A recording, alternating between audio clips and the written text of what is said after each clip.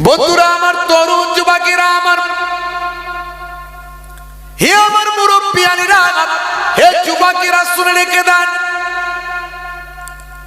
তুরস্কের বিখ্যাত সুলতান নাম হলো সুলতান মুরাদ।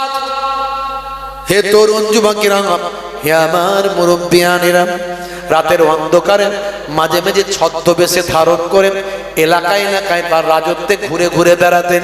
দেখে আমার দেশের মধ্যে আমার রাজত্বে কে কোন অবস্থায় আছেন, এটা হযরতে ওমর ফারুক রাদিয়াল্লাহু তাআলা আনহু তিনিও করতেন। ভাই আমার, বড় বড় বাদশারা মাঝে মাঝে কাজটা করতেন, ছদ্মবেশে বাইরে বেরোতেন। ওসমানিয়া সুলতান, ভাই আমার সুলতান ওসমানও মাঝে মাঝে বেরোতেন। এরকম অনেক সুলতানরা ভাই আমার তারা মাঝে মাঝে বেরোতেন। সুলতান বাবা কি আমার সুলতান মুরাদ, তিনি মাঝে মাঝে বেরিয়ে যেতেন তার সেক্রেটারিকে সঙ্গে নিয়ে ভাই আমার ছদ্মবেশে বাইরে বেরোতেন। রাতের অন্ধকারে ঘড়িতে বাজে তা প্রায় নিশীথ রাত হয়ে গিয়েছে। গভীর রাত্রিতে দেখেন রাস্তায় একটা ডেড বডি মরে পড়ে আছে। একজন মানুষ মারা গিয়েছে রাতের বেলা, রাস্তায় মারা গেছে বাবা, রাস্তায় মৃত অবস্থায় ডেড বডিটা পড়ে আছে। হে তরুণ যুবকেরা, যত মানুষ তার পাশ দিয়ে গেছে কেউ আর দাঁড়ায় না, কেউ তার দিকে তাকায় না, কেউ তার জন্য অপেক্ষা করে না, তাকে তার ডেড বডিটাকে তুলে নিয়ে যাওয়ার ব্যবস্থা করে না। সুলতান মুরাদ সেই জায়গায় দাঁড়িয়ে যান, ওই মৃত ডেড বডিটার পাশে গিয়ে অপেক্ষা করেন, ওয়েট করেন।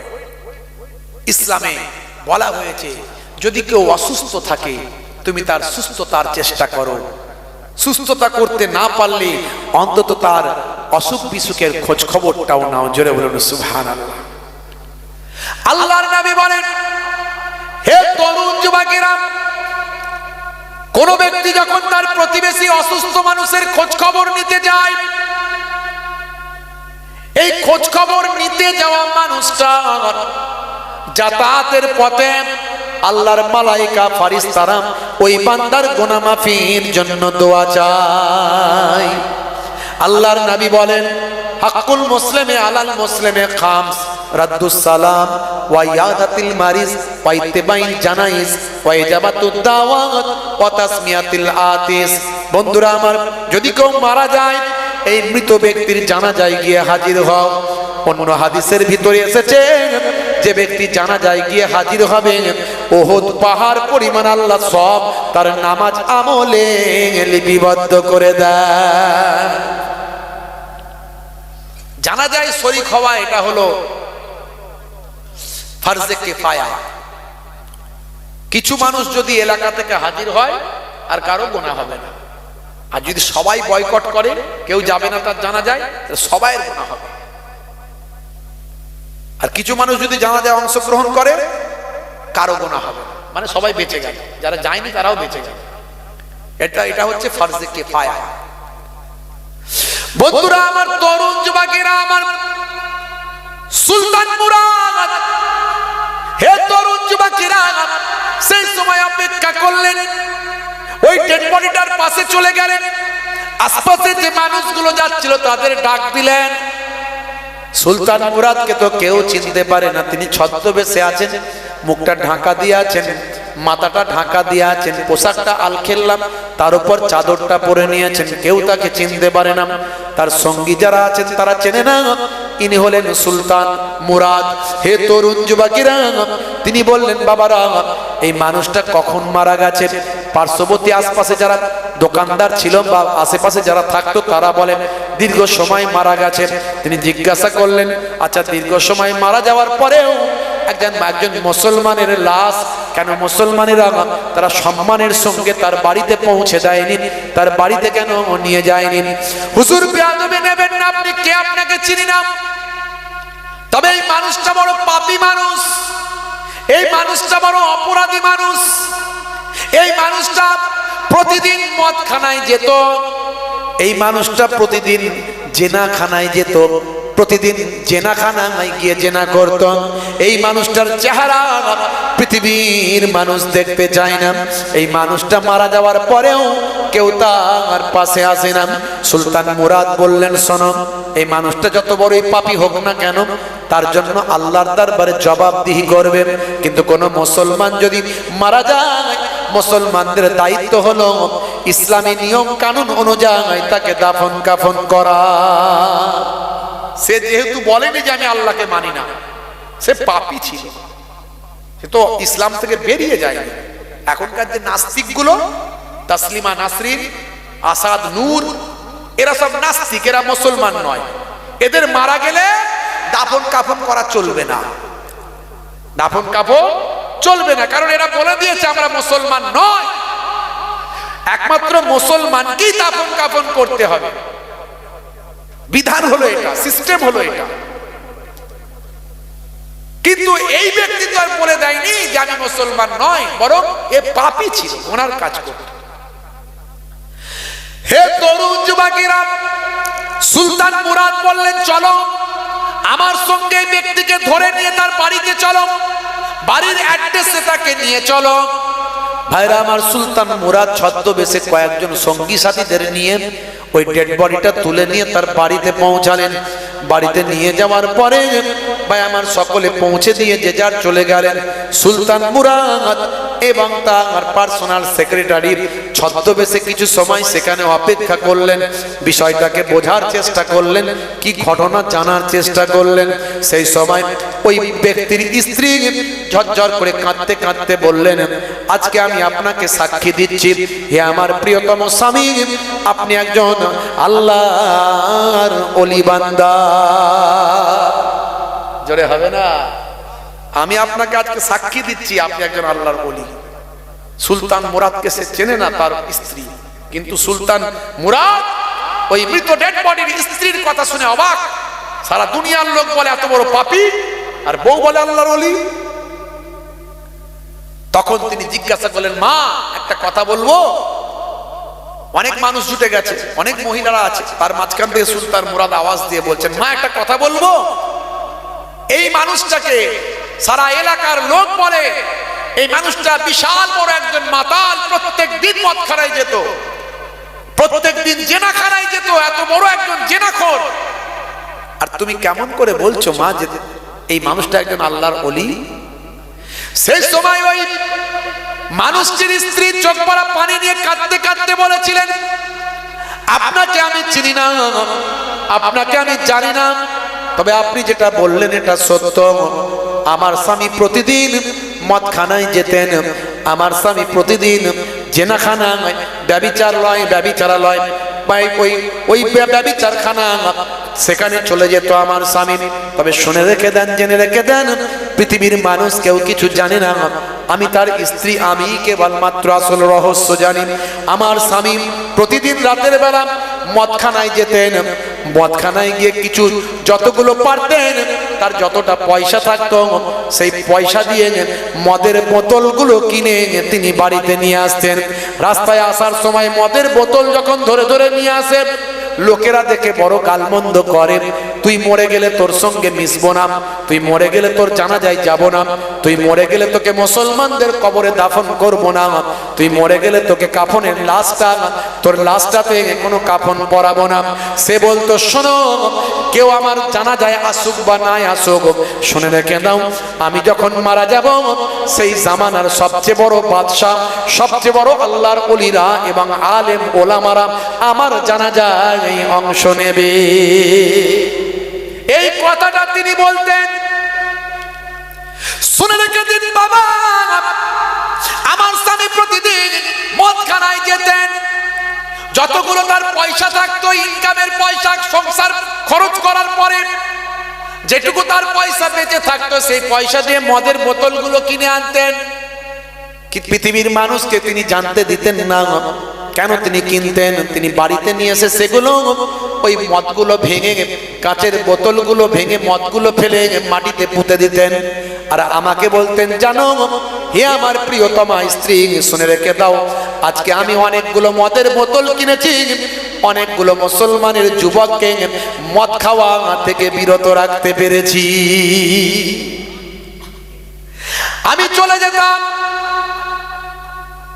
আমার স্বামী বেশ্যাখানায় যেত, পতিতালয়ে যেত, জেনাখানায় যেত, প্রত্যেক রাত একজন মহিলাকে, আর মহিলার ঘরে গিয়ে বলতো দরজা লাগিয়ে দাও। সারা রাত্রি সেই ঘরে থেকে আল্লাহর ইবাদত বন্দেগী করতো। সকালবেলা বাড়ি এসে আমাকে বলতো, শোনো হে আমার স্ত্রী, শুনে রেখে দাও, জেনে রেখে দাও, আজকে আমি একজন নওজওয়ান যুবককে জিনা থেকে একজন মহিলা এবং একজন পুরুষকে বাঁচাতে পেরেছি।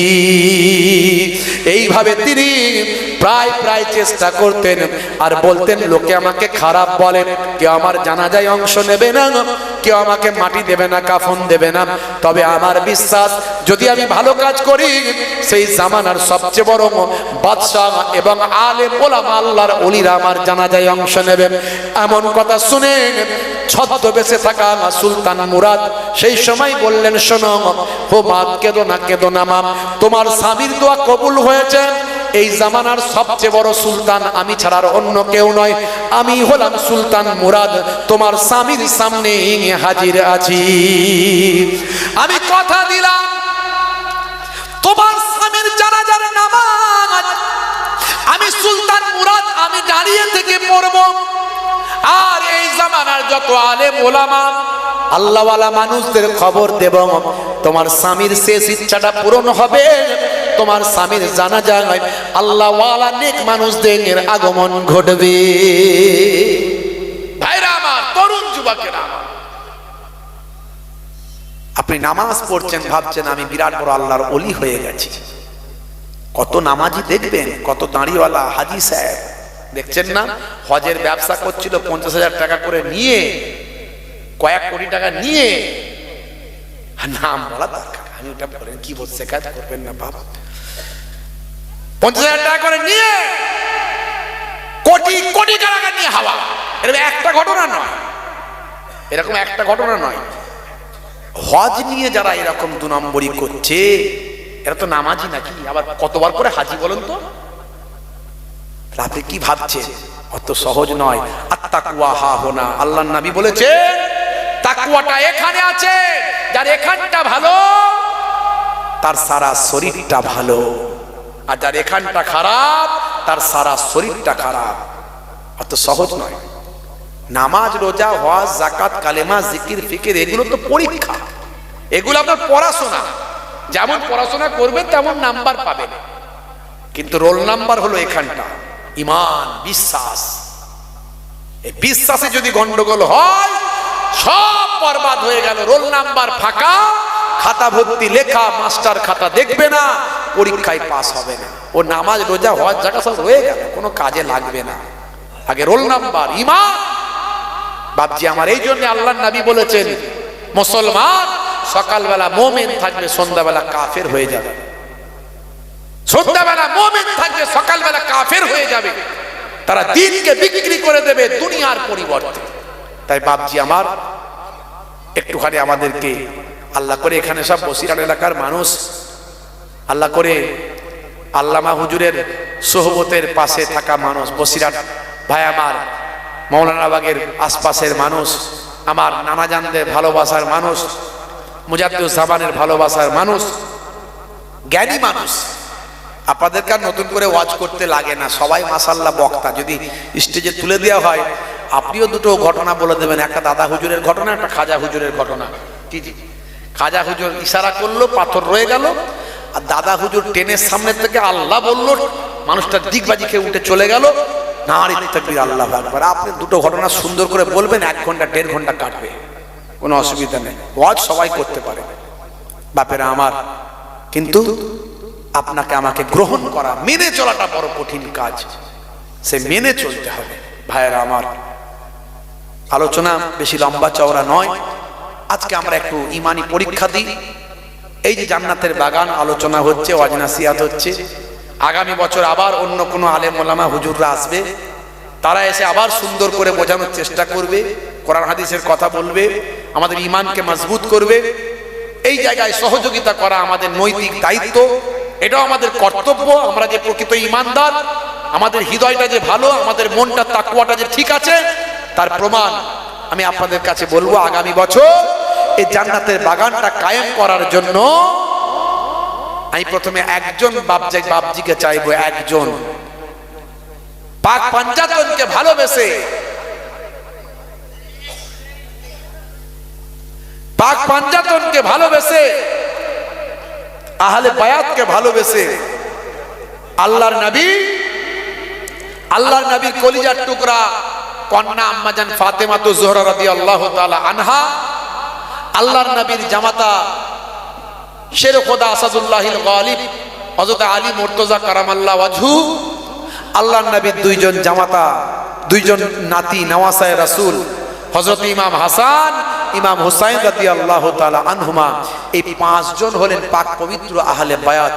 যে আহলে বায়াতের কথা আল্লাহর নবী বলেছেন, তারাকতু ফীকুম মা ইন আখাযতুম বিহি লান তাদিল্লু কিতাবাল্লাহি ওয়া ইতরাতি আহলে বাইতি। তোমরা আমার আহলে বায়াতকে আঁকড়ে ধরো, ভালোবাসো। যে আহলে বায়াতকে মহাব্বত করলো সে নবীকে ভালোবাসলো, যে আহলে বায়াতকে কষ্ট দিল দয়ার নবীকে কষ্ট দিল।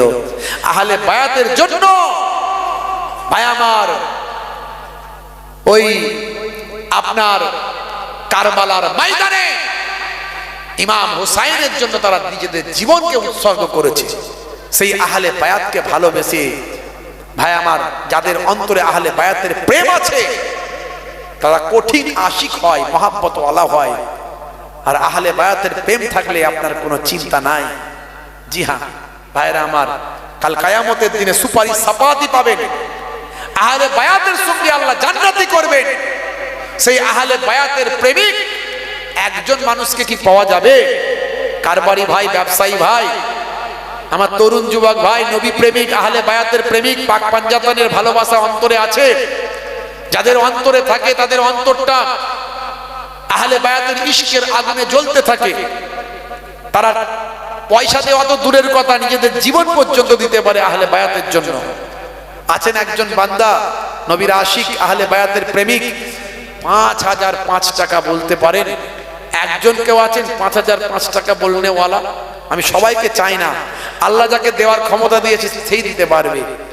এই জান্নাতের বাগান দুনিয়া 1450 বছর আগে কোন প্যাথোলজি ছিল না, কোন স্টেথোস্কোপ, ব্যারোমিটার, থার্মোমিটার ছিল না, কোন মাইক্রোস্কোপ ছিল না, কোন রকম আল্ট্রাসাউন্ড মেশিন ছিল না, ইকোকার্ডিওগ্রাফি ছিল না, কোন টেকনোলজি ছিল না, কম্পিউটার ছিল না, সায়েন্স ছিল না, কোন রকম আমার 4G 5G 6G ইন্টারনেট কোন যন্ত্রপাতি ছিল না। সেদিন 1450 বছর আগে আমার আল্লাহ যা বললেন আজকের যুগে বিজ্ঞান আর বাস্তবতায় পরিণত হয়। 1450 বছর আগে আমার আল্লাহ বলছেন, শোনো হে দুনিয়ার মানুষ, শুনে রেখে দাও, আমি আল্লাহ মাতৃগর্ভের ভিতরে তোমাদেরকে কেমন ভাবে তৈরি করছি, যত পৃথিবীতে জীব আছে সব জীবেদেরকে আমি কিভাবে সৃষ্টি করছি আমি আল্লাহ কোরআন মাজিদের মধ্যে বলে দিই। আম্বিয়া আয়াত নাম্বার হলো 30। এই 30 নাম্বার আয়াতে আপনি যাবেন, আমার আল্লাহ বলছেন, ওয়াজআলনা মিনাল মাই কুল্লা শাইইন হাইয়িন হাইয়িন আফালা ইউমিনুন। ওয়াজআলনা মিনাল মা, আমি মানুষকে তৈরি করেছি পানি থেকে। কুল্লা শাইইন, প্রত্যেক জিনিসকে আমি তৈরি করেছি যাদের মধ্যে হাইয়িন মানে জীবন আছে, অর্থাৎ মানুষ সহ প্রাণীকুল যাদের মধ্যে হায়াত আছে, জীবন আছে। আফালা ইউমিনুন, তবু কি তারা ঈমান আনবে না? আল্লাহ রাব্বুল আলামিন বলে দিয়েছেন। 1450 বছর আগের কথা এটা। সে সময় আল্লাহ বলছেন, সারা পৃথিবীতে যত প্রাণের সঞ্চার হয়েছে সব প্রাণকে আমি আল্লাহ পানি থেকে সৃষ্টি করেছি। এটা আজকের কথা নয়, 1450 বছর আগের কথা। সে সময় পৃথিবীর কোনো মানুষের জানার ক্ষমতা নয়, কিন্তু আজকের যুগের মানুষ বিজ্ঞানের দৌলতে জানতে পেরেছি পৃথিবীতে যত প্রাণীর সঞ্চার হয়েছে সবই পানি থেকে সৃষ্টি হয়েছে। আজকের বিজ্ঞান যেটা বলল 1450 বছর আগে আমার আল্লাহর কোরআন মাজিদে বলে দেয়। জোরে হবে না? আরো একটা উদাহরণ আপনাদের দিন, বেশি লম্বা চওড়া নয়।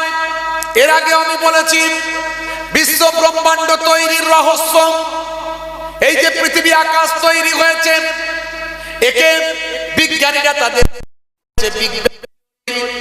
এই বিগ ব্যাং থিওরি প্রথম আবিষ্কার হয়েছে কবে জানেন? সালটা হলো 1931 সাল।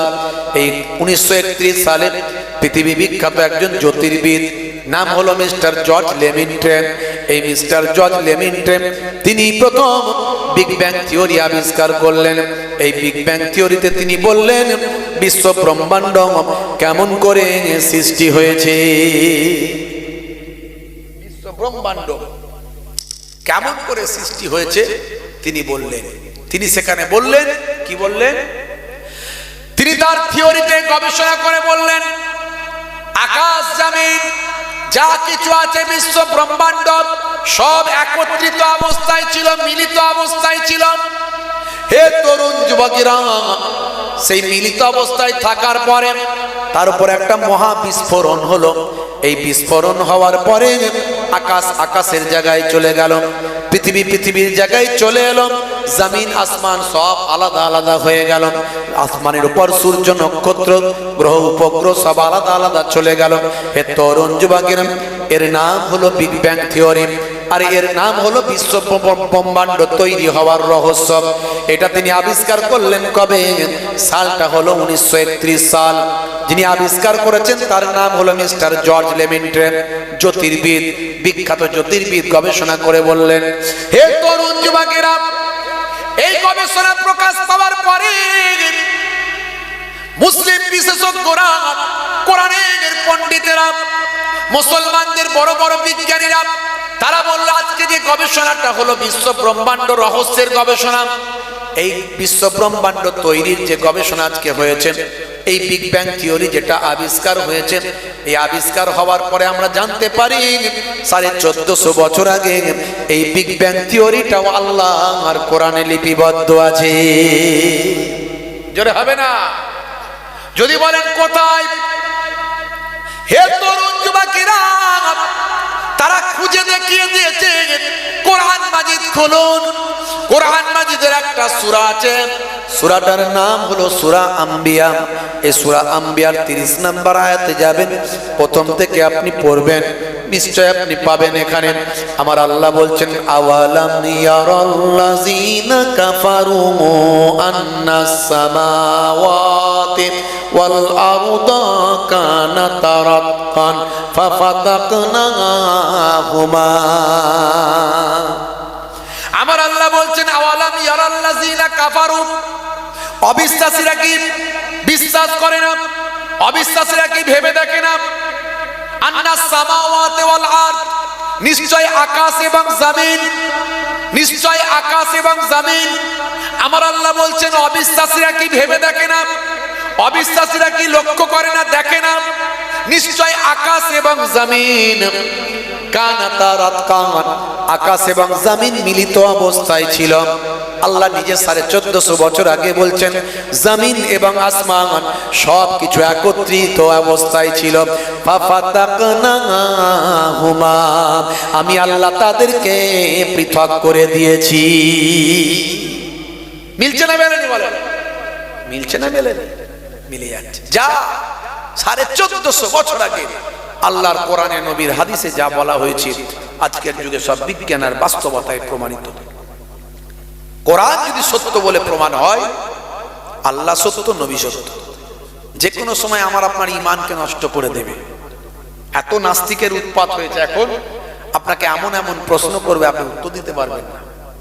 তাই আপনার ঈমানকে মজবুত করতে গেলে কোরআন অবশ্যই পড়তে হবে, কোরআন অবশ্যই পড়তে হবে। কোরআন মাজিদ আপনি পড়ুন, দেখবেন একটার পর একটা সব মিলে যাবে। কোপারনিকাস গ্যালিলিওরা আসার আগে তখনকার বিজ্ঞানীরা বলেছিল সূর্য পৃথিবীর চারিদিকে ঘোরে। ভালো করে খেয়াল করুন, ছোটবেলায় বিজ্ঞানের বইয়ে পড়েছেন। কোপারনিকাস গ্যালিলিওরা আসার আগে, তার আগের বিজ্ঞানীরা বলেছিল সূর্য পৃথিবীর চারিদিকে ঘোরে। কোপারনিকাস গ্যালিলিওরা এলো, এসে দূরবীন টুরবিন আবিষ্কার করে টোরে বললো না না না, আগের বিজ্ঞানীরা ভুল বলেছে। এর দ্বারা প্রমাণ হয় বিজ্ঞানীদের বিজ্ঞান ভুল হয়, বিজ্ঞানীদের বিজ্ঞান ভুল হয়, পরের বিজ্ঞানীরা সেটাকে রেকটিফাই করে, ঠিক করে। তো তারা বললো, কোপারনিকাস গ্যালিলিওরা বললো না না না, আগের বিজ্ঞানীরা যা বলেছে সেটা ভুল হয়েছে। বরং সূর্য পৃথিবীর চারিদিকে ঘোরে না, বরং পৃথিবী সূর্যের চারিদিকে ঘোরে। তারা দূরবীন টুরবিন আবিষ্কার করে বলল সূর্য পৃথিবীর চারিদিকে ঘোরে না, বরং পৃথিবী সূর্যের চারিদিকে ঘোরে।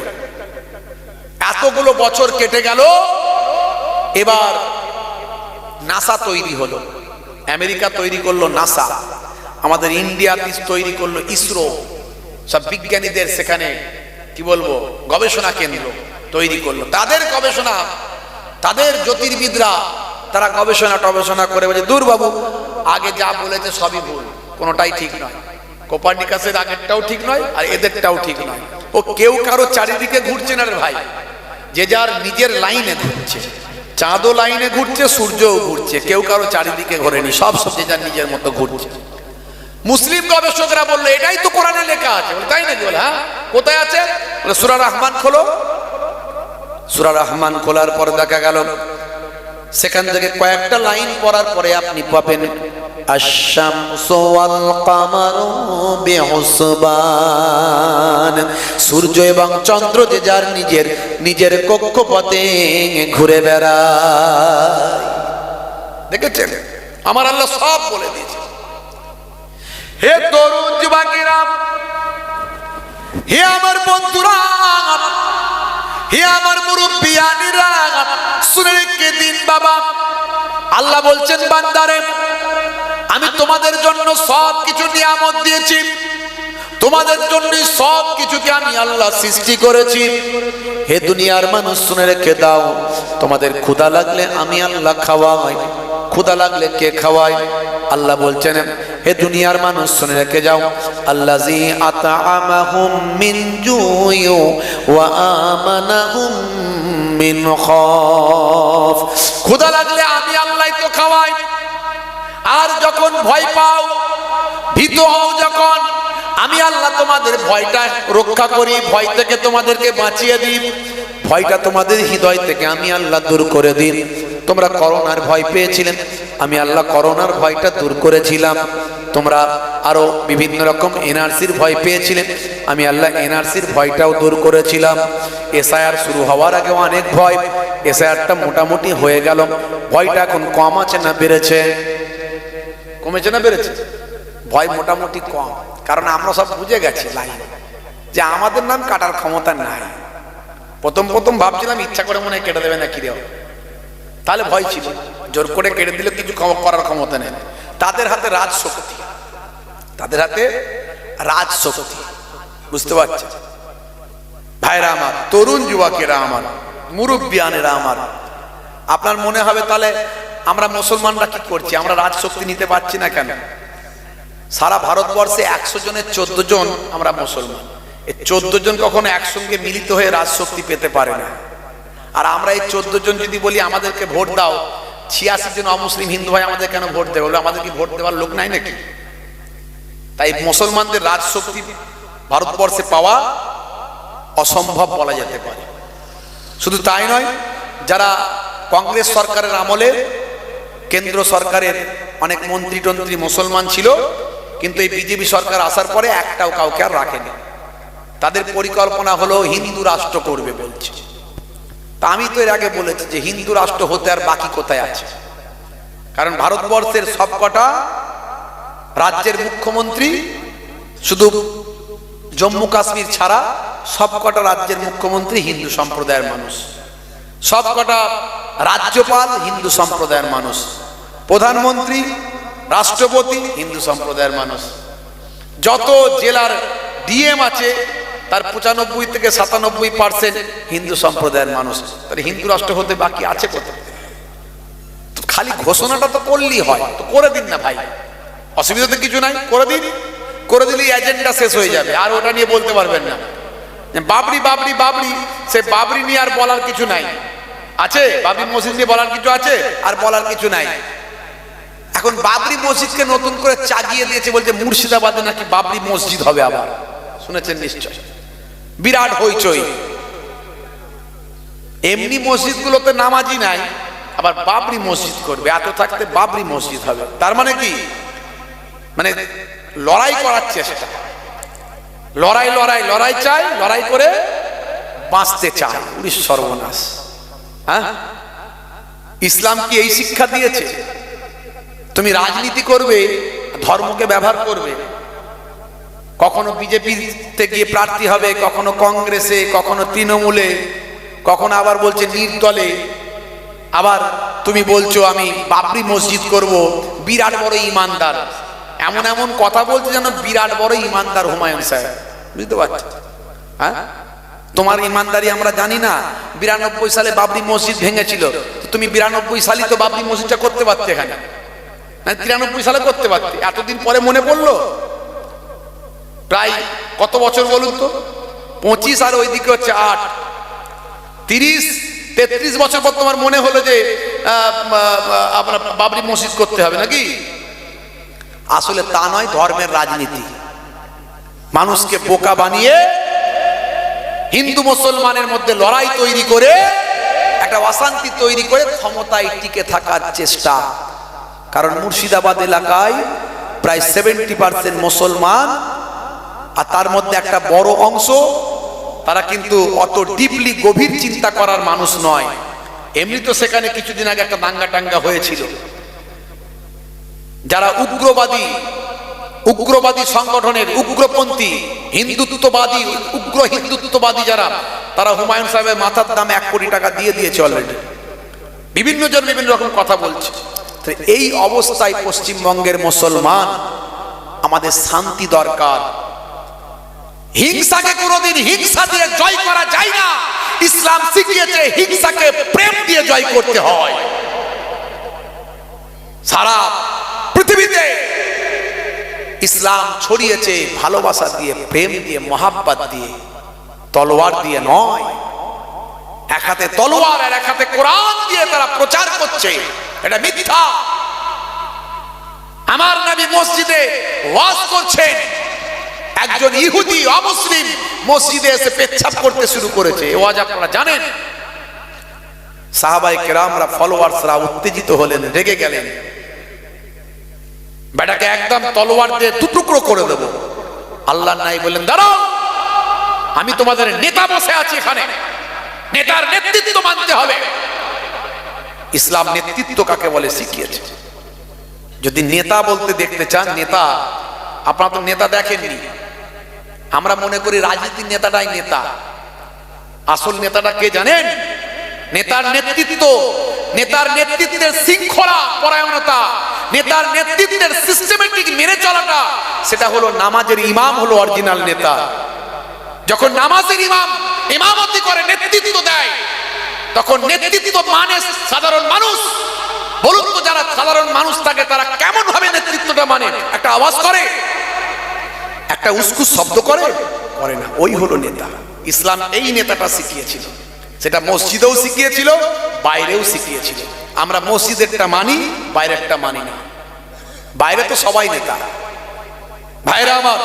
আর যোগ্য নেতার তো অভাব, যোগ্য নেতা পাওয়া যায় না মুসলমানের।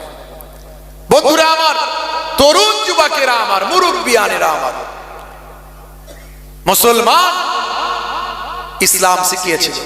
আল্লাহর নবী বলেছেন, শোনো, ওই যে মানুষটা পেচ্ছাপ করছে, ওর পেচ্ছাপটা যদি ব্রেক করে দাও তাহলে তার অসুখ হতে পারে। আগে তাকে স্মুথলি পেচ্ছাপটা করতে দাও। পেচ্ছাপ করা হয়ে গেলে তারপরে তাকে আমার কাছে ডাকো, যা বলার আমি নবী তার সঙ্গে কথা বলবো। দেখেছেন নেতার নেতৃত্ব। আল্লাহর নবীর সঙ্গে তাকে ডাকা হলো। পেচ্ছাপ করার পরে সে ফিরে এলো। হে তরুণ যুবকেরা, আল্লাহর নবী সেই সময় বলেছিলেন, হে বাবা ছেলে, তুমি ইচ্ছাই করো আর অনিচ্ছাই করো, তুমি যেই জায়গায় পেচ্ছাপটা করেছো সেটা হলো আমাদের ইবাদতখানা। এই জায়গায় আমরা আল্লাহর ইবাদত করি। বাবা, এখানে পেচ্ছাপ করতে নাই বাবা, তুমি ইচ্ছাই করো আর অনিচ্ছাই করো। আমার ফলোয়ার্স, ভক্তরা, তারা রেগে গেছে, তারা সব উত্তেজিত, আমি তাদেরকে ঠান্ডা করে দিয়েছি। তুমি এক কাজ করো, আর কখনো এরকম কাজ করো না, ঠিক আছে বাবা? যাও, চলে যাও। এমন সময় সেই মানুষটি চোখ মারা পানি নিয়ে বলেছিল, হুজুর, আমি কোনো সাধারণ মানুষ নয়, আমি হলাম একজন ইহুদি পণ্ডিত। আমি ইনজিল তাওরাতের ভিতরে দেখেছি আখেরি জামানার পয়গম্বর যিনি হবেন তার মধ্যে দয়া থাকবে, মায়া থাকবে, তিনি হবেন প্রজ্ঞাবান, তিনি হবেন জ্ঞানী, তার আদর্শে সবাই মুগ্ধ হবেন। আমি আমার ওই পূর্বের আসমানি কিতাবগুলোতে আমি পড়েছিলাম, আমি পরীক্ষা করার জন্যই আমি এই ঘটনাটা ঘটিয়েছি। সবাই বলছে আপনি নাকি নবী, আপনাকে পরীক্ষা করার জন্য আমি এই ঘটনাটা ইচ্ছাকৃতভাবে ঘটিয়েছি। হুজুর আপনাকে পরীক্ষা করা আমার হয়ে গেছে, আপনি অবশ্যই নবী। আপনি নবী হবেন না তো আর কেউ নবী হবেন? আপনার মধ্যে কি দয়া, কি মায়া, কি মহাব্বত! আপনি ঘৃণাকে, আপনি হিংসাকে, আপনি ঘৃণাকে প্রেম দিয়ে জয় করেছেন। পড়িয়ে দিন মহাবাণী মহাকালেমা, কালেমা পড়ে দয়ার নবীর শিষ্য হয়ে যায়। জোরে হবে না? আর বাবরি মসজিদ 1992 সালে ভেঙেছে। এই ভেঙে দেওয়াটা ঘৃণা না প্রেম? নিশ্চয় ঘৃণা। ঘৃণা থেকে ভেঙেছে। তাদের দাবি ছিল ওখানে নাকি পুরুষোত্তম ভগবান রাম লীলার জন্ম, না রামের জন্ম, তাদের বক্তব্য। কিন্তু সেটা কি সুপ্রিম কোর্টে প্রমাণ হয়েছে? হয়নি। সুপ্রিম কোর্ট বলেছে এখানে ভাই আমার পর্যবেক্ষণ করে গবেষণা করে দেখা গেছে এই মসজিদের তলায় এমন কোন স্ট্রাকচার পাওয়া যায়নি যার দ্বারা প্রমাণ হয় যে এখানে রামলীলার জন্মভূমি বা কোনো একটা মন্দির ছিল। তবে ভারতবর্ষের বৃহৎ জনগোষ্ঠী অমুসলিম হিন্দু ভাইদের আস্থা, আস্থা, আস্থা মানে আশা, আকাঙ্ক্ষা, আবেগ এই জায়গাটায়, তাই এই জায়গাটাতে মন্দিরই হবে। তা আমরা আমাদের বড় ভাইয়েরা, আমাদের দাদা, সংখ্যায় তারা বেশি, আমরা 14 জন, তারা 86 জন, তারা যখন বলছে আমরা জায়গাটা নেবো, আমরা বললাম নিক, আমরা কোনো অশান্তি করিনি, করেছি কোনো গন্ডগোল করিনি। তাহলে বোঝা গেল আস্থার জন্য, আস্থার উপরে নির্ভর করে সুপ্রিম কোর্টের রায় হয় মাঝে মাঝে। আমরা এতদিন জানতাম এভিডেন্সের উপর ভিত্তি করে রায় হয়, দলিল প্রমাণ ডকুমেন্ট, কিন্তু আস্থার উপরে ভিত্তি করেও হয়। তো হলো, তো সেটা সারা পৃথিবীর মানুষের কাছে একটা যে যেমন ভাবে নিয়েছে, আমরা সেটাকে কেউ ঘৃণা মনে করেছি, কেউ আবেগ মনে করেছি, আরো অন্যান্য। এতদিন পরে সেই ঘৃণাকে ঘৃণা দিয়ে কখনো জয় করা যায় না, প্রেম দিয়ে জয় করতে হয়। মুর্শিদাবাদের মানুষের ডিমান্ড কতদিন ধরে যে সেখানে একটা ভালো ইউনিভার্সিটি হবে, কত ডিমান্ড। সেই ইউনিভার্সিটি করা দরকার, হসপিটাল করা দরকার। বহু মানুষকে নিয়ে আসতে হয় বহরমপুরে, সেই বহরমপুরে না নিয়ে আসার আগে বেলডাঙ্গায় একটা হসপিটাল হোক, আরো আশপাশে হোক। ভাইয়েরা আমার, আসলে উগ্রতা দিয়ে কিছু হয় না, এইভাবে ইসলাম কখনো বলেনি। এমনকি মসজিদ, সে বাবরের মসজিদ, যে বাবর মসজিদ করেছিলেন, যদি সেটা জোর করে কোনো জায়গায় হয়ে থাকে, প্রমাণ যদি হয় মুসলমানদের জোর করে জায়গাতে কোনো মসজিদ হয় না, সেই মসজিদে নামাজ পড়লে নামাজ হয় না। মুসলমানদের স্বইচ্ছায় দানের টাকাতে মসজিদ করতে হয়, এটা আমরা সবাই জানি। তাই আমরা বলেছিলাম যে বাবর যে জোর করে করেছে, ভেঙে ভুঙে এটা ওটা করে করেছে, যদি প্রমাণ হয় তাহলে আমাদের কি বলুন, আমরা ভেঙে দেবো, ওই মসজিদে তো নামাজ হবে না। এর নাম ইসলাম। अंधे को रास्ता दिखाने का नाम है इस्लाम, प्यासे को पानी पिलाने का नाम है इस्लाम, अमानत का नाम है इस्लाम, इबादत का नाम है इस्लाम, और मोहब्बत का नाम है इस्लाम। जरे हवे ना? हे तरुण যুবকেরা, হে আমার বন্ধুরা, শুনে রেখে দিন বাবা, জেনে রেখে দেন, ওই বাবরি মসজিদে যিনি প্রথম ভাই আমার কোদালটা চালিয়েছিলেন তার নাম হলো বলবীর সিং। আপনারা জানেন 1992 সালের 6 ডিসেম্বর বলবীর সিং প্রথম বাবরি মসজিদের মাথায় উঠে গম্বুজে উঠে কোদালটা তিনি চালিয়েছিলেন। তিনি শিবসেনার একজন সদস্য ছিলেন। হে তরুণ যুবকেরা, হে আমার মুরব্বিয়ানেরা, সঙ্গে ছিল তার বন্ধু, তার নাম হলো যোগিন্দর। হে তরুণ যুবকেরা, তারা কিন্তু সেখান থেকে যখন মসজিদ ভেঙে বাড়িতে যখন ফিরলেন, ভাইরা আমার, ওই বলবীর সিং এর পিতা তখন তিনি একজন ভাই আমার রাষ্ট্রবাদী মানুষ ছিলেন, তিনি একজন ধর্ম নিরপেক্ষ মানুষ ছিলেন, তিনি একজন সৎ অনেস্ট মানুষ ছিলেন, তিনি একজন রামকৃষ্ণ বিবেকানন্দের আদর্শের একজন হিন্দু ছিলেন। তিনি প্রকৃত পুরুষোত্তম রামজিকে ভাই আমার নিজের বুকেতে ধারণ করেছিলেন। তিনি জানেন হিংসা দিয়ে কোনোদিন কোনো কিছু হয় না। হে তরুণ যুবকেরা, বলবীর সিং এর পিতা সেই সময় বলেছিলেন, এই বাড়িতে তুমি আর ফিরে এসো না। হে বলবীর, যদি তুমি এই বাড়িতে থাকো তাহলে আমি এই বাড়ি থেকে বেরিয়ে যাচ্ছি, আর যদি আমি এই বাড়িতে থাকি তুমি বাড়ি থেকে বেরিয়ে যাও। হে তরুণ যুবকেরা, ভাই আমার দোস্ত আমার, এক রাস গ্লানি, এক রাস ক্ষোভ দুঃখ মাথায় নিয়ে অশ্রুসিক্ত নয়নে সেই সময় বলবীর সিং বলেছিলেন, পিতা তোমাকে বাড়ি থেকে বেরোতে হবে না, আমি বাড়ি থেকে বেরিয়ে যাচ্ছি। সেই যে ক্ষোভ দুঃখ তার ভিতরটা কুড়ে কুড়ে খেতে লাগলো, কেন আমি মসজিদটা ভাঙলাম, মসজিদটাকে সত্যি বাবর জোর করে করেছিল। আমার মনে স্ট্রাইক হতে লাগলো, অনেক গবেষণা করতে লাগলাম, পরিশেষে আমার হৃদয়টা বিগলিত হলো, আমার মনে হলো আমি এটা ঠিক করিনি, অন্যায় কাজ করেছি। এটা আমার ভিতরটাকে হৃদয়টাকে কুড়ে কুড়ে খেতে লাগলো।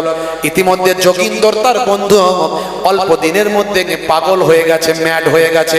আমি বলছি না, ইন্টারনেট সার্চ করবেন আপনি পেয়ে যাবেন, বানানো কোনো গল্প আমি বলছি না। হে তরুণ যুবকেরা, হে আমার বন্ধুরা, হে আমার মুরব্বিয়ানেরা, শুনে রেখে দিন বাবা। এমন সময় বলবীর সিং ঠিক করলেন, না না না না, এই যে অন্যায় কাজটা আমি করেছি এর জন্য আমাকে প্রায়শ্চিত্ত করতে হবে। আমার হৃদয় কখনো সিক্ত হচ্ছে না, আমার হৃদয় কখনো শান্তি লাভ করছে না। সালটা হলো 1993 সাল, মার্চ মাসে তিনি ঠিক করতে না পেরে তিনি চলে গেলেন একজন মসজিদের ইমাম সাহেবের কাছে। সেখানে গিয়ে বললেন, আমি আমার জ্বলা অন্তরটাকে ঠান্ডা করতে চাই, আমি আমার প্রায়শ্চিত্ত করতে চাই, আমি যে অন্যায়টা করেছি আমি কালেমা পড়ে বিশ্ব নবীর শিষ্য হয়ে সেটা রেকটিফাই করতে চাই। তিনি কলেমা পড়ে বিশ্ব নবীর শিষ্য হয়ে নাম নিলেন মোহাম্মদ আমির। ভাইরা আমার, তরুণ যুবকেরা আমার, প্রতিজ্ঞা করলেন, আমি একটা মসজিদে কুরুল চালিয়েছি, কোদাল চালিয়েছি, আমার জীবনে যদি আমার সম্ভব হয় আমি 100টা মসজিদ যেগুলো খারাপ হয়ে গেছে, ক্ষতিগ্রস্ত হয়েছে, এরকম 100টা মসজিদ আমি রিপেয়ারিং করে আমি আমার প্রায়শ্চিত্ত করব মহান স্রষ্টার কাছে। লম্বা গাল ভর্তি দাড়ি ছিল, জুব্বা ছিল, আল্লাহর নেক বান্দা হয়ে গিয়েছিল। ভাইরা আমার, হিংসাকে কোনোদিন হিংসা দিয়ে জয় করা যায় না বাবা। হিংসাকে জয় করতে গেলে প্রেম দিয়ে জয় করতে হবে, এর নাম ইসলাম। গায়ের জোরে বলে দিলাম আমি একটা বাবরি মসজিদ করে ফেলবো, সারা পশ্চিমবঙ্গটা অনেক শান্ত এলাকা, পশ্চিমবঙ্গের হিন্দুরা শুভবুদ্ধি সম্পন্ন শিক্ষিত মানুষ, পশ্চিমবঙ্গের হিন্দু সম্প্রদায়ের মানুষেরা আমাদের দাদা, আমরা তাদের ভাই, আমাদের সঙ্গে ভালো সম্পর্ক। এই সম্পর্কটাকে নষ্ট করার জন্য আবার নতুন করে রাজনৈতিক উত্তেজনা নিয়ে আসছে। আগামী 26 সালে ভোট হবে, ভোটের আগে এই রাজনীতি ভাই আমার বাবরি মসজিদের ইস্যু নিয়ে আসছে। যে জায়গায় করবে বলেছিল সেই জায়গা কিন্তু ঘিরে দিয়েছে, বুঝতে পারছি ভাইরা আমার, তরুণ যুবকেরা আমার, হিন্দু আর মুসলিম মোরা দুই সহোদর ভাই, এক বৃন্দে দুটি কুসুম, এক ভারতে ঠাই। হিন্দু আর মুসলিম আমরা মিলেমিশে সব সময় চলি, বুঝতে পারছি, এটা আমাদের ভালোবাসা, এটা আমাদের মহাব্বত। হে তরুণ যুবকেরা, হে আমার বন্ধুরা, শুনে রেখে দিন বাবা, জেনে রেখে দেন। হে মুসলমান, একটুখানি খেয়াল করুন, আল্লাহ বলছেন বান্দারে তোরা আমার হয়ে যা, আমি আল্লাহ তোদের হয়ে যাব। বন্ধুরা আমার, তরুণ যুবকেরা, মহাব্বত ভালোবাসা দিয়ে পৃথিবীকে জয় করতে হবে। সারা পৃথিবীটাকে আপনি ভালোবাসুন, মহাব্বত দিয়ে জয় করুন। ভাই আমার তরুণ যুবকেরা, ইসলাম মহাব্বত ভালোবাসার মাধ্যমে সারা পৃথিবীর বুকে ছড়িয়ে পড়েছে। শ্রীরামকৃষ্ণ পরমহংসদেব বলেছেন, যত মত তত পথ। স্বামী বিবেকানন্দজি বলেছেন, জীবে প্রেম করে যেইজন সেইজন সেবিছে ঈশ্বর। সব ধর্মের মূল কথা হলো মানুষকে ভালোবাসা। আর ইসলামেও বলা হয়েছে, লা ইয়ারহামুল্লাহু মান লা ইয়ারহামুন নাস, যে মনুষ্য জাতির উপর দয়া করে না মহান আল্লাহ তার উপর দয়া করেন না। মানুষকে ভালোবাসতে হবে, আগে মানুষ হতে হবে, তারপর মুসলমান। মানুষই হতে পারলাম না তো কিসের মুসলমান? নামাজও পড়ছে, চিটিংবাজিও করছে, দাঁড়িয়ে রেখেছে, ধাপ্পাবাজিও করছে, নামাজ পড়ছে, রোজা রাখছে, তাস খেলছে, নামাজ পড়ে লটারির টিকিট কেটে ভাগ্য পরীক্ষা করছে। আছে না নাই? কত দেখবেন বউকে পিটছে, মাকে পিটছে, বাপের সঙ্গে মামলা, ভাইয়ের বিরুদ্ধে মামলা করেছে হাইকোর্টে। হে তরুণ যুবকেরা, হে আমার মুরব্বিয়ানেরা, শুনে রেখে জেনে রেখে দিন বাবা, আধা জায়গা নিয়ে রাস্তাটা ঘিরে দিয়েছে, সেই পথ দিয়ে আর কাউকে যেতে দেয় না, মানুষকে হাফ কিলোমিটার দূর দিয়ে যেতে হয়। এই রকম নামাজি বান্দা পৃথিবীতে আছে। মনে রাখবেন, সে কিন্তু নামাজের অর্থ জানলো না, সে প্রকৃত ইসলামের মানে জানলো না, শুধু বাহ্যিকটা দেখলো, এর আভ্যন্তরীণ অন্তরের মানেটা জানলো না। হে তরুণ যুবকেরা, আল্লাহর নবী বলেন, হে দুনিয়ার মানুষ শোনো, হে বাবা আবু জার, ইয়া আবা জার লা তাহকিনাল মারুফা সাইয়্যাত, বাবা আবু জার, তোমার জীবনে, তোমার জিন্দেগিতে এমন কতগুলি ছোট ছোট নেক কাজ আছে, ভালো কাজ আছে আবু জার, কিন্তু তোমার চোখে সয় না, তোমার চোখে ধরে না, তোমার মনোপ্রুত হয় না বাবা আবু জার। তা বলে তুমি সেগুলোকে তুচ্ছ ছোট মনে করো না, ঘৃণা করো না, নেগলেক্ট করো না বাবা আবু জার। তোমার জীবনে, তোমার জিন্দেগিতে ওই ছোট ছোট নেক কাজ, ভালো কাজগুলোর জন্য আমার আল্লাহ তাআলা রহমতের দরিয়া বর্ষণ করে দেবে। রাস্তা দিয়ে যাচ্ছেন, পেরেক পড়ে আছে, কাঁচ ভাঙা পড়ে আছে, পরবর্তী পথিকের পায়ে লাগতে পারে, সরিয়ে দেন, এটা একটা ইবাদত, এর নাম ইসলাম। মাঝে মাঝে স্ত্রীর সঙ্গে ছোট ছোট কাজগুলো করুন, বাড়িতে মাঝে মাঝে ঘরটা নিজে হাতে ঝাড়ু দেন। স্ত্রীকে বলুন, তোমার আজকে শরীরটা খারাপ, আমি একটু তরকারিটা কষ্ট করে তরকারিটা আমি আজকে কেটে দিচ্ছি, আলুটা কাটছি। হে তরুণ যুবকেরা, স্ত্রীর সঙ্গে রান্নায় সহযোগিতা করুন, মাঝে মাঝে নিজে হাতে বাজারটা করুন। ভাই আমার, ছোট ছোট বাড়ির কাজগুলো নিজে হাতে করুন।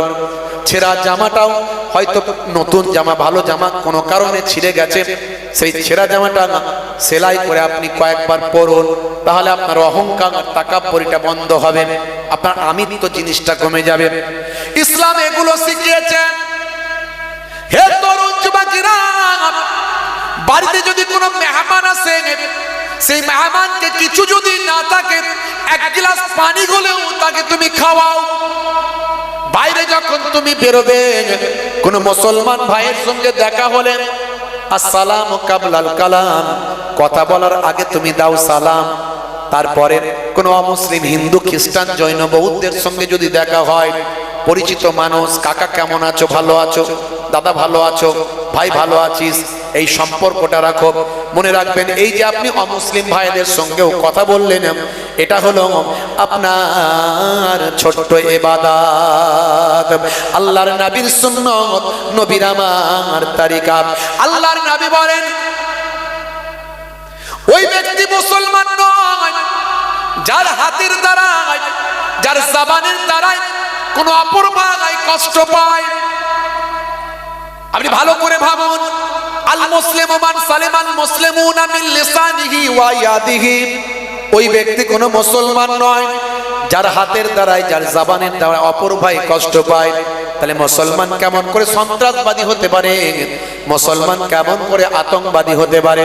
হে তরুণ যুবকেরা, হে আমার মুরব্বিয়ানেরা, শুনে রেখে দিন বাবা, জেনে রেখে দেন, পৃথিবীতে কম বেশি প্রায় 60টা মুসলিম প্রধান দেশ আছে, তার মধ্যে 57টা হলো ওআইসি ভুক্ত মুসলিম প্রধান দেশ। মাত্র 4-5টা দেশেতে আমেরিকার নেতৃত্বে সেই জায়গাগুলো আতঙ্কবাদী হামলা, অশান্তি, বিভাজন, খুন খারাপি লাগিয়ে রেখেছে আমেরিকার চক্রান্তের। ভাই আমার, সাপ হয়ে কামড়ায় আর ওজা হয়ে ঝাড়ে। এছাড়া পৃথিবীতে যতগুলো মুসলিম দেশ আছে ভাই আমার, সারা পৃথিবীতে সমীক্ষা হয়েছে, প্রায় 195টা দেশ আছে, তার মধ্যে সুখী দেশের তালিকা করা হয়েছে। ভালো করে শুনুন, সুখী দেশের তালিকা করা হয়েছে। কোন দেশটা সবচেয়ে বেশি সুখী? 195টা দেশের ভিতরে কোন দেশটা সবচেয়ে শান্তির দেশ? তার মধ্যে যে দেশটার নাম এসেছে সেই দেশটার নাম হলো আমার আপনার সৌদি আরব। জোরে হবে না? তাই হোক বন্ধুরা আমার, এর দ্বারা কি প্রমাণ হলো? মুসলমানরা অশান্তি করে না বাপ, খালি মুসলমানদের পেছনে খোঁচানো হয়, পা ধরে শুধু টেনে দেওয়া হয়। বাধ্য হয়ে যখন আপনি একটু মিজাজ দেখাবেন তখন বলবে মুসলমান আতঙ্কবাদী। কোনো অন্যায় যদি কোনো মুসলমান করে তার নাম আতঙ্কবাদী, আর মুসলমান ছাড়া অন্যরা করলে বলে মাথার ডিফেক্ট, অপরাধী। এরা করলে আতঙ্কবাদী, ওরা করলে অপরাধী।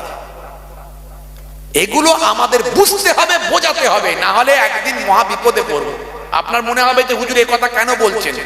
আমি কোনো ধর্মের বর্ণের বিরুদ্ধে নয়, সবাইকে আমি সম্মান করি, কিন্তু পিছিয়ে পড়া সমাজকে আমাদের বুঝতে হবে, আমাদের জাগতে হবে, ঘুমালে চলবে না। অন্যায়ের বিরুদ্ধে গণতান্ত্রিক পদ্ধতিতে সংবিধানকে মান্যতা দিয়ে প্রতিবাদ করতে হবে। আপনারা প্রত্যেকে এক একজন মিডিয়া, প্রত্যেকের কাছে মোবাইল আছে, সেই মোবাইলের মাধ্যমে আপনাকে সঠিক তথ্যটা মানুষের কাছে দিতে হবে, জানাতে হবে। ভাইরা আমার, ইসলাম শান্তির কথা বলেছে, আজকে ইসলাম নিয়ে গালাগালি করছে তারা, এক শ্রেণীর মানুষ। এই লড়াইটা হিন্দু মুসলমান খ্রিস্টান জৈন বৌদ্ধের লড়াই নয়, এই লড়াইটা হলো গণতন্ত্র বাঁচানোর লড়াই, সংবিধান বাঁচানোর লড়াই। ভাইরা আমার, সংবিধানকে তারা পাল্টে দিতে চায়, তারা সংবিধানকে বদলে দিতে চায়। আজকে সেই লড়াইটা চলছে, আমাদের করতে হবে যে যেমন জায়গাতে আছে, কারণ সংবিধান আজকে আমাদের সে অধিকার দিয়েছে, মুসলমানকে মাথা উঁচু করে বাঁচার অধিকার দিয়েছে, দলিত আদিবাসীকে মাথা উঁচু করে বাঁচার অধিকার দিয়েছে। আর সংবিধানকে যদি রক্ষা করতে না পারি তাহলে আমাদের কিন্তু বাঁচার কোনো রাস্তা নাই, সেটা মাথায় রাখতে হবে। হে তরুণ যুবকেরা, হে আমার বন্ধুরা, শুনে রেখে দিন বাবা, আল্লাহ বলছেন বান্দারে, হে দুনিয়ার মানুষ শুনে রেখে দাও, আমি তোমাদের এত নিয়ামত দিলাম, তোমাদেরকে আমি আল্লাহ এত কিছু দান করলাম, তোমাদেরকে আমি আল্লাহ সব কিছু নিয়ামত দিলাম। হে দুনিয়ার মানুষ শুনে রেখে দাও, আকাশকে তোমাদের জন্য ছাদ বানালাম, আর জমিনকে তোমাদের জন্য বিছানা বানিয়ে দিলাম। তোমাদের জন্য আমি আল্লাহ রুজি রুটির ব্যবস্থা করলাম। রাত দিনের বেলা তোমাদের জন্য সূর্য দিয়ে দিন বানালাম কাজের জন্য, রাতের বেলা সূর্যকে মেঘের আড়াল করে দিয়ে চাঁদকে দিলাম, নক্ষত্র দিলাম রাতের বেলা বিশ্রাম নেওয়ার জন্য। হে দুনিয়ার মানুষ শোনো, وَخَلَقْنَاكُمْ أَزْوَاجًا, আমি আল্লাহ তোমাদেরকে জোড়ায় জোড়ায় সৃষ্টি করলাম, পুংলিঙ্গ আর স্ত্রীলিঙ্গ স্বামী স্ত্রীতে তৈরি করলাম।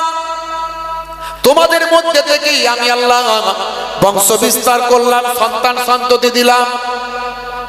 তোমাদের মধ্যে থেকেই আমি আল্লাহ ছেলে মেয়ে আলাউলাদ দিয়ে তোমাদের সুন্দর করে একটা সমাজ তৈরি করে দিলাম।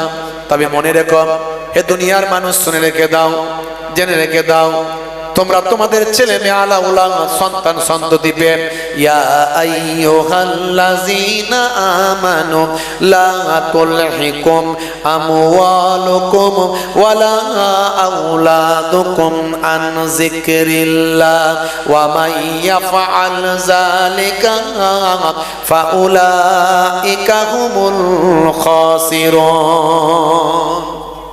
তোমরা জানো তোমাদের সন্তান সন্ততি পেয়ে, তোমরা তোমাদের বিবি বাচ্চা আলাউলাদ পেয়ে, তোমরা জানো আমি আল্লাহকে ভুলে না যাও। তোমরা তোমাদের মাল মাতা সন্তান সন্ততি পেয়ে তোমরা যদি আমি আল্লাহকে ভুলে যাও, তোমরাই তো ক্ষতিগ্রস্তদের অন্তর্ভুক্ত হবে। হে তরুণ যুবকেরা, হে আমার মুরব্বিয়ানেরা, 1450 বছর আগে আল্লাহ বলছেন বান্দারে, তোমরা তোমাদের ছেলে মেয়ে আলাউলাদ পেয়ে আমার ইবাদতটা ভুলে যেও না। মা খালাকতুল জিন্না ওয়াল ইনসা ইল্লা লিয়াবুদুন, আমি তোমাদের ইবাদতের জন্য পাঠিয়েছি। তবে মনে করো না ইবাদত মানে শুধু নামাজ, ইবাদত মানে শুধু রোজা। না না না, মিষ্টি কথা বলবে এটা ইবাদত, হাসি মুখে কথা বলাটা ইবাদত। ভাই আমার তরুণ যুবকেরা, যখন তুমি হাসবে তখন তাবাসসুম হাসি যদি হাসো, অর্থাৎ মুচকে হাসি যদি হাসো, আল্লাহর নবী এই মুচকে হাসিটা পছন্দ করতেন। হাসি হলো 3 ধরনের, এই মুচকে হাসিটাও যদি আপনি হাসেন, নবী হেসেছেন বলে আপনি মুচকে হাসলেন, হাসতে আপনি হাসাও হলো, আর ইবাদতের সওয়াবটা নামাজ আমলে আল্লাহ লিখে দিলেন। বন্ধুরা আমার, তরুণ যুবকেরা, আল্লাহর নবী বলেন যে ছোটদের স্নেহ করে না আর বড়দের সম্মান করে না, দয়ার নবী বলেন সে আমার দলভুক্ত নয়। আপনাকে ছোটদের স্নেহ করতে হবে আর বড়দের সম্মান করতে হবে। হে তরুণ যুবকেরা, হে আমার মুরব্বিয়ানেরা, এতিম বাচ্চা যদি আপনি পান, এতিম বাচ্চাকে একটু কিছু দিয়ে খুশি করে দেবেন।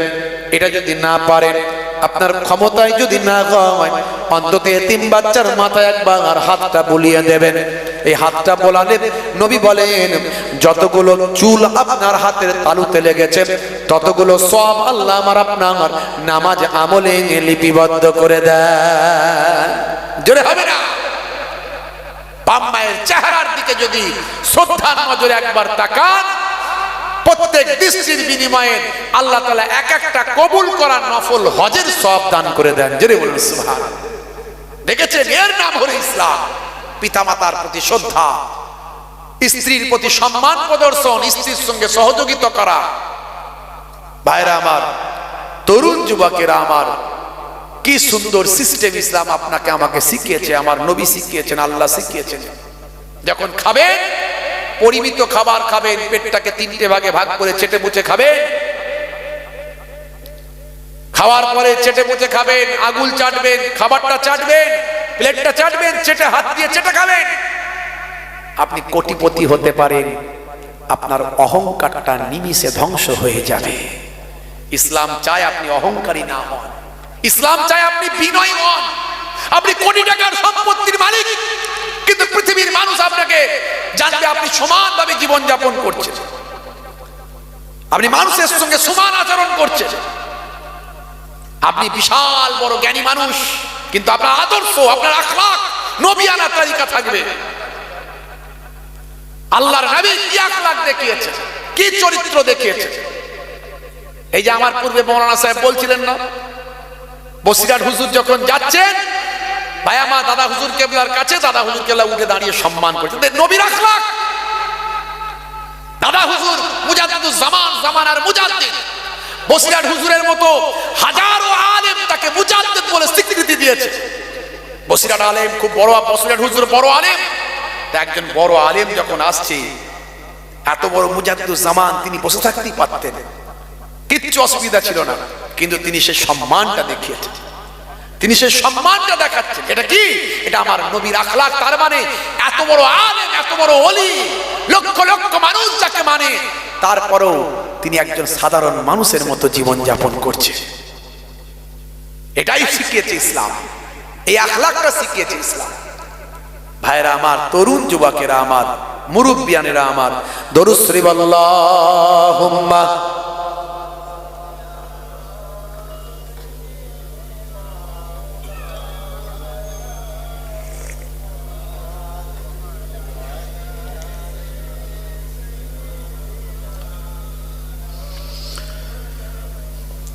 হাজারো ব্যথা বেদনার পরে ফিরে আসুনি তুমি আপন ঘরে,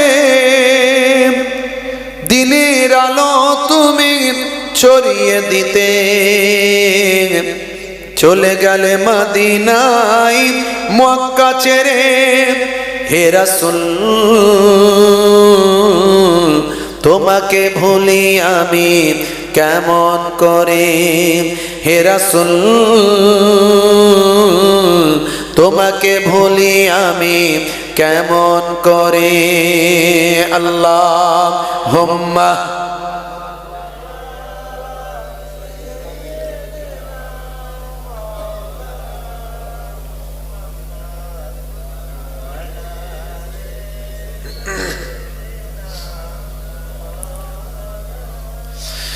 খেনা কে দিন প্রচারের কাজে নিজেকে দিয়েছ বিলিয়ে তাইফের কাফেরেরা চিনল নাই আলো দুষ্ট ছেলেদের পিছু দিল লেলিয়ে খেনা কে দিন প্রচারের কাজে নিজেকে দিয়েছ বিলিয়ে তাইফের কাফেরেরা চিনল নাই আলো দুষ্ট ছেলেদের পিছু দিল লেলিয়ে পাথরের আঘাতে ক্ষত বিক্ষত হয়ে সারা শরীর থেকে রক্ত ঝরে হে রাসূল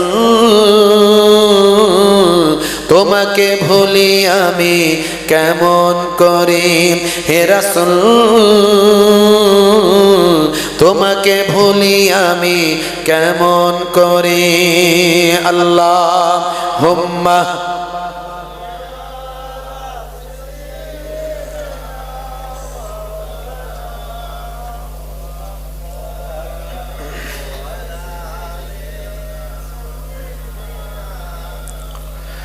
হেরার গুহায় তোমারই ধ্যান আসমান থেকে নামে আল কোরআন হেরার গুহায় তোমারই ধ্যান আসমান থেকে নামে আল কোরআন ভাঙলো সবার ভুল তোমারই পরে আসলো কোরআনের ছায়া তলে খালিদ ওমর আলী আবু বকর ইসলামী ঝান্ডা নীল যে তোলে আল আমিন তুমি ছিলে যে সদা সকল মানুষের তরে হে রাসূল তোমাকে ভুলি আমি কেমন করে হে রাসূল তোমাকে ভুলি আমি কেমন করে আল্লাহুম্মা সাল্লি আলা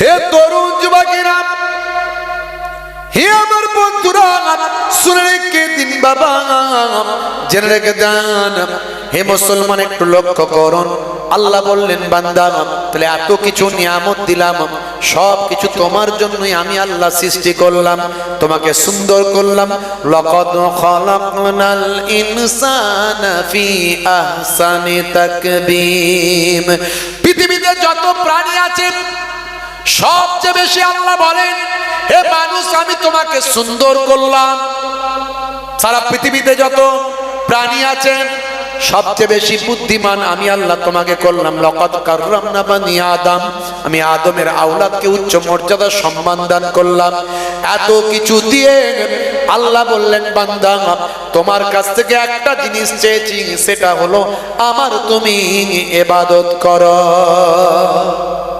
ইবাদত মানে নামাজ ইবাদত মানে নামাজ ভাইরা আমার আমরা মনে করি শুধু নামাজটা পড়লেই হয়ে যাবে কিন্তু নামাজটাকে গার্ড দিতে হবে নামাজটাকে রক্ষা করতে হবে নামাজ পড়বেন তার সঙ্গে সঙ্গে আনুষঙ্গিক যে কাজগুলো আছে সেগুলো করতে হবে দয়া প্রেম মহাব্বত ভালোবাসা যেগুলো বললাম ছোট ছোট সুন্নাত এগুলো আপনাকে রক্ষা করতে হবে এগুলো খেয়াল করতে হবে কতজন দেখবেন নামাজি বড় নামাজি কার জায়গা মেরে নিয়েছে কার উপর জুলুম করেছে কতজন দেখবেন এরকম ও নামাজের কোনো দাম নাই বাপ